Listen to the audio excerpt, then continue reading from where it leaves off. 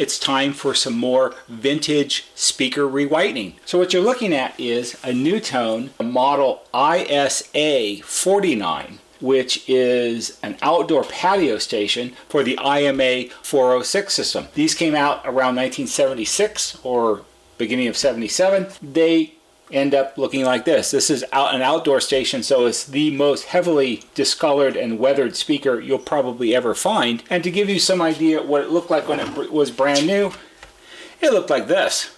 Totally different animal. You've got your 4 control buttons, the volume control, this nice ivory panel, and of course the faux wood grain around the controls down here at the bottom. Outdoor patio stations will always be your most heavily weathered stations that you own. These are increasingly hard to find nowadays, so if we can do anything to make them more usable, let's go ahead and try. So we're going to do some vintage re-whitening on this one. As you can see on the back, it's in really rough shape. The speaker cone is shot. The switchboard has a lot of green corrosion on it because it's gotten wet over the years. Switchboards are not too hard to source. Speaker cones are easy to deal with. The inside is kind of dirty, but that'll all get cleaned up. So this is going to go in the whitening tank. We previously have done a vintage IS41, which would be the previous version for which would have come out in 1974, and it was for the IM406. So we're going to give this one a try and see what we get. So off to the tank it goes after it gets taken apart and washed up and get, the grime off of it. Keep an eye open for part 2. Hi, I'm back. Now I know I said there was going to be a part 1 and a part 2, but I decided to just put them all together. So this is part 2 of the original video this is the second section of this video. How about that? So when we last left our NuTone IS49 Patio Station, it was going to be disassembled, cleaned, and put in the UV light box to be re-whitened. For those of you who don't remember exactly what it looked like, although you should, through the magic of having 2, we can revisit the past and look at what it looked like. So this is its matching station. These 2 came in together and they were both in pretty much the same condition. So this is the before and this is the after. And I think the after turned out pretty good. As you can see, it did exactly what I expected it to do. The faux wood graining around the controls has gone away. Most of it floated off during the whitening process and the rest of it was removed. I have painted in all of the recessed letters for the control markings so they're easier to read, and I'll give you a close-up of that. Makes it look pretty good. I did do them in the brown like I did on the IS45, which is another series of videos about this type of station. And I think overall, for as dastardly looking as it was when we started, it turned out pretty well. But the real question here is, how does it compare with a brand new one? And here's our brand new one to compare with it. And actually, if you sort of remove the visual bias of having the brown wood graining down here and you imagine that it's all ivory, this one actually is somewhat brighter in color than this one is. Now this is a new old stock one. This one was made in 1980. That makes it 39 years old. Wow. 39 years old. So it may have discolored a little bit even just sitting in its box in a shelf somewhere. I think all in all, for as lousy looking as this one was when I first started, it actually turned out really well. I'm very pleased with it.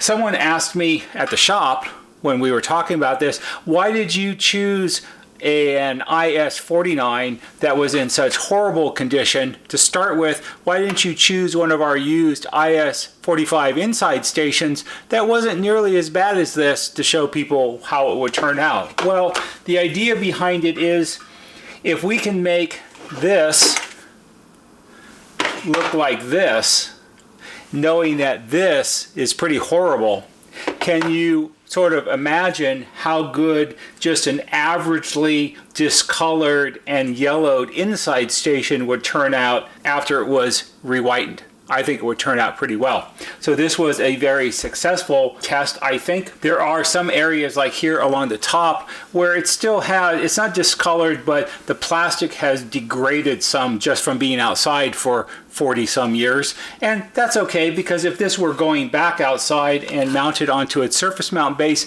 well, all of that you really wouldn't see, and it's definitely better than what it started with. Along with that, I went ahead and I replaced the speaker cone and the switchboard with replacement ones that we had. I also replaced the 4 black control buttons and the volume knob, because those weren't really in usable condition anymore. In fact, let me get the speaker cone and show you what that looked like. Here's the speaker cone that actually came out of this station. As you can see, it's got holes in it, and the paper is shot, and the cone is gone, and it's all rusted. And the same thing is true of the switchboard assembly. If you look carefully, you can see it's been wet. It's got a lot of green corrosion and everything on it, which could maybe be cleaned off and resoldered and touched up so it would be more usable. But the switches themselves, if this were Feel-O-Vision, you could tell when I push these, it feels like those little pebbles or rocks inside the switches that you're pushing past every time you push the plungers up and down. See, and that one doesn't even really want to pop out. These probably could be cleaned internally a little bit, but they're never going to work right. The contacts inside are all corroded, and the volume knob, it's equally hard to turn and feels really rough. So this is too severely damaged to be used again, but fortunately, replacement speaker cones and switchboard assemblies are not that difficult to come up with, so repairing a speaker like this is not that difficult. I think all in all, this turned out really, really well, and it's just another example of what we can do with our UV light rewhitening. I hope you found this interesting and perhaps helpful. If you did, please give it a thumbs up on YouTube, because that always helps. There'll be a banner right here that shows you how to subscribe. Go to our YouTube homepage, click on the bell, and when you click on the bell, click on it to receive all notifications. And every time we post a new video, you'll get a notification and you can watch it. You can also leave questions and comments down below. That's all for today. See you on the next video.